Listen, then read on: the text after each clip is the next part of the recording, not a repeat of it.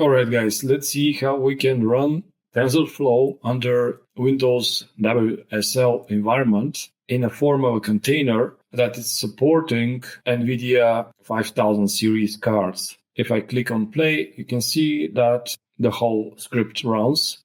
So there are basically two ways that you can install TensorFlow. One is directly inside of WSL, and the other is in the form of a container. Since the direct way is not fully supported right now, we'll take a look at the container approach. Alright, for this reason, inside of a local Ubuntu home directory, which can be also reached from File Explorer, we have created one directory. Here is called my TF project, and we have our scripts that we would like to run, as well as one subdirectory .dev container, which has a JSON file with the name of devcontainer.json.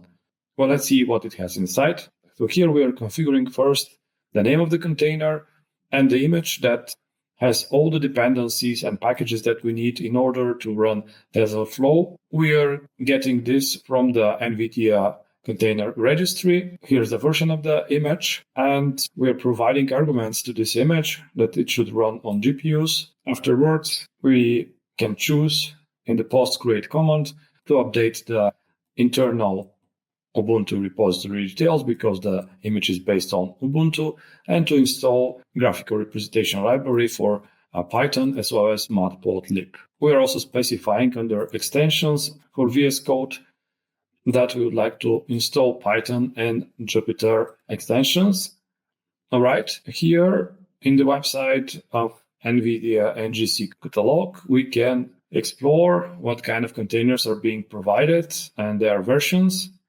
So you can choose a version that you would like, and from get container, you can copy this tag and place it inside of the dev containers in Visual Studio Code. And if we go to the Documents Hub of NVIDIA, we see more details about this release and if we scroll below, we see that it supports NVIDIA CUDA as well as TensorFlow. Below there is a chart, and we see that the version of Ubuntu, which is inside of this container, supports NVIDIA CUDA 12.8 and TensorFlow 2.17. And if we go to the Blackwell architecture compatibility, which is actually the architecture behind NVIDIA 5000 series, we can see that they are supported by CUDA Toolkit 12.8.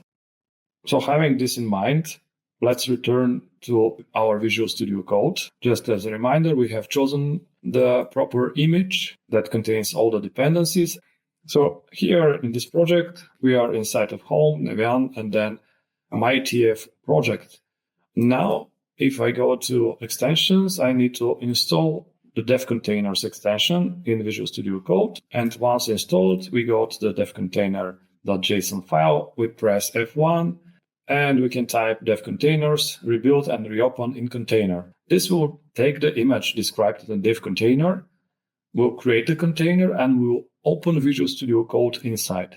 So I'm clicking on it, as you can see, connecting to the dev container. And now here you can see the post-install script that we are updating the repositories of Ubuntu. And soon we will be given a terminal that we can execute our code. Now, here we are inside of the container. And since from the extensions, I've installed the Python language support, I can just click on play here, which will run the current file inside of a Python environment. And that's the way you can run CUDA supported TensorFlow inside of a container. Last but not least, if you would like to show graphical content, you can use the Takey AGG library for showing output. And this is quite helpful. As you can see here, we're showing a sample graphic to evaluate the machine learning algorithm. All right, thank you guys. I hope you enjoyed the tutorial, and if you liked the information, you can subscribe to the channel.